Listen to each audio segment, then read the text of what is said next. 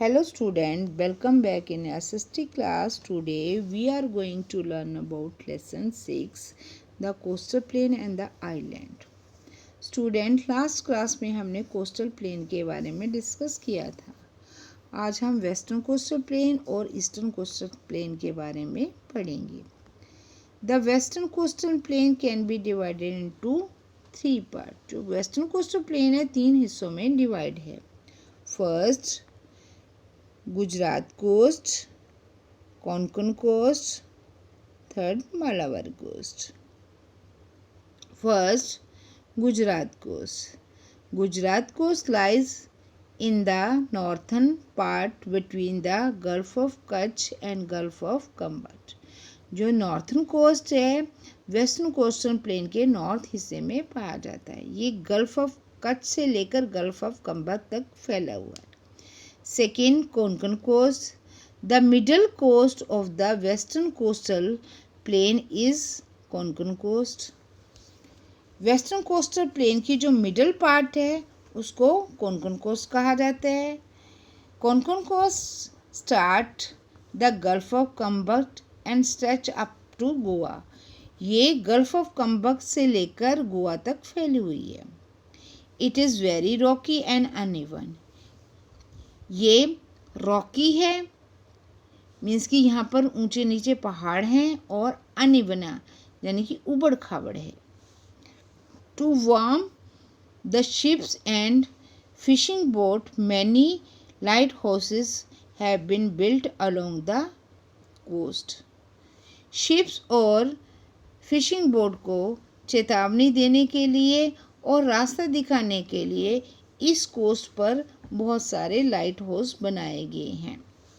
Jawaharlal Nehru port is the biggest port of India is located on the Konkan coast. जो जवाहरलाल नेहरू बंदरगाह है India की सबसे बड़ी बंदरगाह कोंकण कोस्ट पर बनाई हुई है. Malabar coast. The southern part of the western coastal plain is called Malabar coast. Western coastal plain का जो सदर्न पार्ट है उसको मालाबार कोस्ट कहा जाता है. It lies between Goa to Kanyakumari. ये कन्याकुमारी से लेकर गोवा से लेकर कन्याकुमारी तक फैला हुआ है. Small and shallow water salty water lake area are the beauty of this area. जो सॉल्टी वाटर लेक है इस एरिया की सुंदरता को बढ़ाती है और इन सॉल्टी वाटर को हम लेगून्स और बैकवाटर भी कहते हैं. लेगून उसे कहते हैं जो मेन समुद्र से कट होकर कभी कभी वो एक लेक के रूप में बनी हुई होती है और कभी कभी एक कैनल के रूप में बनी होती है. और केरला और कर्नाटका में बहुत सारे लेगून्स पाए जाते हैं बेटा. Kochi is the most important sea port of Malabar coast. और कोची मालाबार कोस्ट की सबसे इम्पोर्टेंट सी पोर्ट है बंदरगाह है बेटा. अब हम इन कोस्ट को मैप में देखेंगे. ठीक है. फर्स्ट बेटा गुजरात कोस्ट. ये गल्फ ऑफ कच्छ है और ये गल्फ ऑफ कंबर. ये गुजरात को गल्फ ऑफ कच्छ से लेकर गल्फ ऑफ कंबर तक फैली हुई है. Next Konkan coast. Gulf of Khambhat से लेकर गोवा तक यहाँ तक. ये कौन सी है? कोंकण कोस्ट है. और गल्फ ऑफ कंबर से लेकर गोवा से लेकर कन्याकुमारी तक मालाबार कोस्ट है. ये तीनों कोस्ट है. पहली कौन सी है? Gujarat coast, second Konkan coast और थर्ड मालाबार कोस्ट. नेक्स्ट अब हम पढ़ेंगे eastern coastal plain. Eastern coastal plain. The eastern coastal plain can be divided into 2 part. Eastern coastal plain भी 2 हिस्सों में डिवाइडेड है.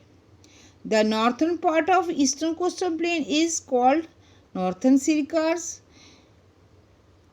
ईस्टर्न कोस्टल प्लेन का जो नॉर्थर्न पार्ट है उसको क्या कहा जाता है? नॉर्थर्न सिरकार्स कहा जाता है. और the southern part of the eastern coastal plain is called Coromandel. Eastern coastal plain का जो सदर्न पार्ट है उसे क्या कहा जाता है, कौन सी कोस्ट कहा जाता है, कोरोमंडल कोस्ट कहा जाता है। The Kaveri, Krishna, Godavari and Mahanadi forms their delta along the eastern coastal plain. Mahanadi है, कृष्णा रिवर्स, गोदावरी और कावेरी, ये ईस्टर्न कोस्टल प्लेन पर डेल्टा बनाती हैं। These delta are very fertile, और ये डेल्टा बहुत फर्टाइल्स होते हैं, और are called the rice bowl of India, और इसे इंडिया की चावल की कटोरा भी कहा जाता है। और Kolkata, Chennai, Paradip and Visakhapatnam are important sea port of this region. और कोलकाता, चेन्नई, पारादीप और विशाखापट्टनम ईस्टर्न कोस्टल प्लेन के इम्पॉर्टेंट सी पोर्ट हैं, बंदरगाहें हैं। अब हम ईस्टर्न कोस्टल प्लेन को मैप में देखेंगे। बेटा ये जो एरिया है ये ईस्टर्न कोस्टल प्लेन है, जो नॉर्थन पार्ट है यहाँ से लेकर यहाँ तक ये है नॉर्थन सिरिकार्स, और यहाँ से लेकर कन्याकुमारी तक ये Coromandel coast. I think students आपको ईस्टर्न कोस्टल प्लेन और वेस्टर्न कोस्टल प्लेन समझ आ गया होगा। Thank you. Okay, bye bye students.